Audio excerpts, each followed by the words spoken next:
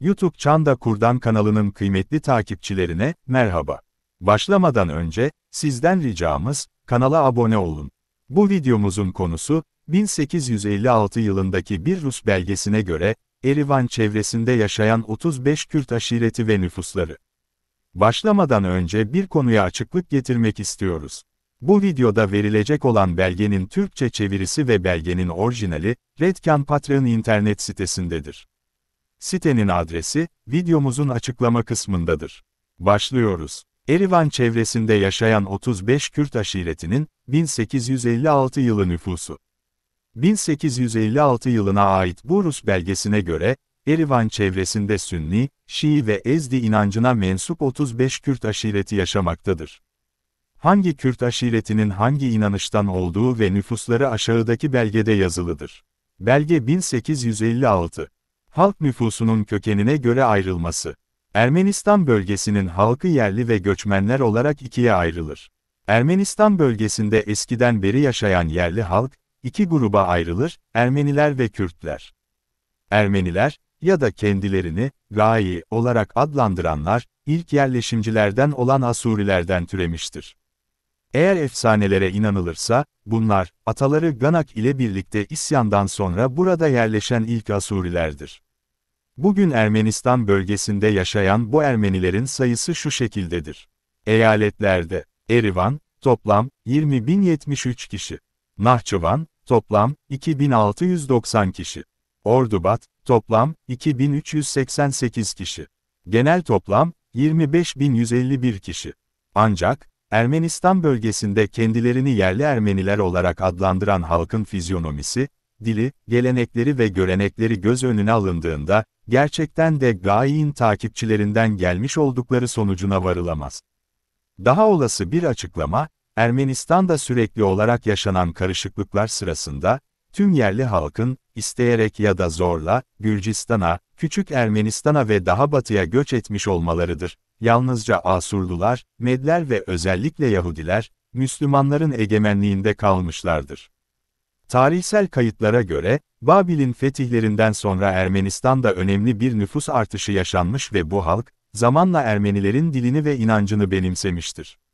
Benzer bir göç örneği, 1804 yılı civarında Prens Tiscayinov'un seferi sırasında, 2000'den fazla Arman halkının Erivan eyaletinden Tiflis'e geçişi olabilir. Medler, yani eski Kürtler, muhtemelen Gai'nin, yeni fethettiği Araz Nehri çevresindeki topraklarda bulduğu ilk yerleşim olan ilkel bir topluluk oluştururlar. Büyük ihtimalle, Roma imparatorlarının bile başa çıkamadığı eski Partlar ile aynı soydandırlar. Ermenistan bölgesinde yaşayan Kürtler, inançlarına göre üç ana gruba ayrılırlar, Şii, Sünni ve Ezidi Kürtler. Şii mezhebine mensup Kürt aşiretleri şunlardır. Aşiret adı ve nüfus. Mığli, 1952 kişi.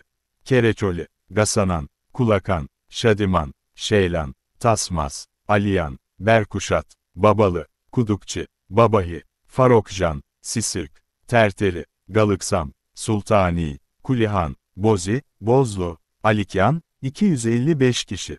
Keleni, 389 kişi. Pusiyan, 719 kişi. Yukarıda nüfusları yazılmayan aşiretlerin toplamı, 3120 kişi. Genel toplam, 6435 kişi. Hepsi, yukarıda belirtildiği gibi, Gökçay mahallesinde kışlar ve göçerler. Sünni Kürt aşiretleri şunlardır. Aşiret adı ve nüfus. Celali, 1924 kişi. Buruki, 1296 kişi. Redki, 423 kişi. Azizi, 80 kişi. Şeyhbızını, 32 kişi. Geltürü, 38 kişi. Kereçoli, 140 kişi. Dilheri, 63 kişi. Banoki, 57 kişi.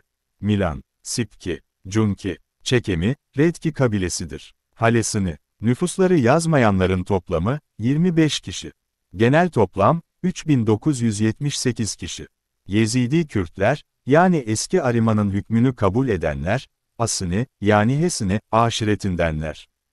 Onların tamamı 67 aileden oluşur ve bu ailelerde toplamda 180 erkek, 144 kadın bulunmakta, yani toplamda 324 kişi, her iki cinsiyetten de bulunmaktadır. Toplam Kürt vatandaşların nüfusu, aileler, 2123 hane. Erkek 5604, kadın 5133, toplam nüfus 10737. Yezidi Kürtler, kışları Surmalinskoy Mahal'da, yani Iğdır çevresi, de geçirir, yazları ise Ağrı Dağı'nın eteklerinde dolaşırlar. Ermenistan'a yerleşmiş olanlar eski ve yeni olarak ikiye ayrılırlar. Eski göçmenlerden tüm Müslümanlar türemiştir, bu bölgeyi işgal edenler arasında, yukarıda bahsedilen Kürtler hariçtir.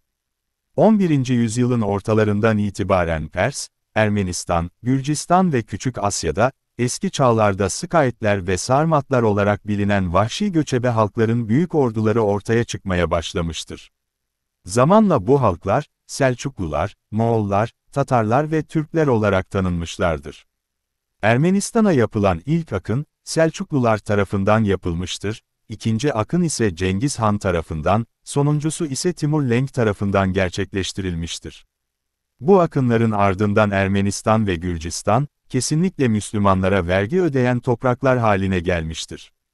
Belgenin sonuna geldik. Bu aşiretler hakkında bazı bilgiler vermek istiyoruz. Yukarıda adı geçen 35 Kürt aşiretinden, Şii olanlar, Azerbaycan'a göç ettiler. Ve maalesef Azerbaycan büyük bir kısmını asimile etti. Bir kısmı Kürt olduklarını biliyorlar ama, büyük bir kısmı Kürtçeyi bilmemektedir. Kızıl Kürdistan'da yaşayanlar da, bunlar gibi Azerbaycan'da çoğunluk olarak asimile edildiler. Müslüman olan Erivanlı Kürtler ise, Stalin ve Ermeniler tarafından birçok defa sürgün edildiler. Kalanlar ise, göçe zorlandılar.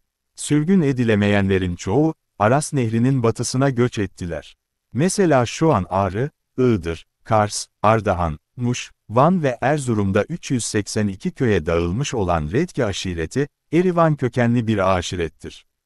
Ayrıca Cemaldini, Banuki, Beski, Buruki gibi Erivan muhaciri aşiretlerde, kalabalık aşiretlerdir. Ezidi Kürtler ise, Ermenistan'da kaldılar. Ermeniler fiziki olarak onlara karışmadı, Kürtçe eğitime engel olmayarak, asimile de etmedi. Ama, Ezidi Kürtlere, onların dilinin Kürtçe olmadığını, Ezidiki olduğu propagandasını yaparak, onları Kürt kimliklerinden kopartmaya çalışıyor. Ama, bilinçli Kürtler, yazarak, üreterek, bu propagandaya karşı, halkı korumaya çalışıyorlar.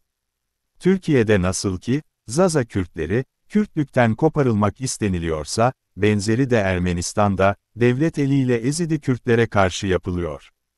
Ayrıca, Ermenistan'daki Ezidi Kürtleri arasında, Hristiyanlaştırma çalışmaları da çok yoğun bir şekilde yapılıyor. Din değiştirenlerin sayısı çok fazla. Ermenistan'daki kadim Şii Kürtlerin din anlayışı, Dersim ve Maraş'taki Alevi Kürtler gibi mi, yoksa Azeri ve Farsların Şiiliği gibi mi, bunun araştırılması lazım. Bir videomuzun daha sonuna geldik. İzlediğiniz için teşekkürler. YouTube Çanda Kur'an isimli kanalımıza katıl ve süper teşekkür bölümleri ile destek olabilirsiniz. Esen kalmanız dileğiyle. Çanda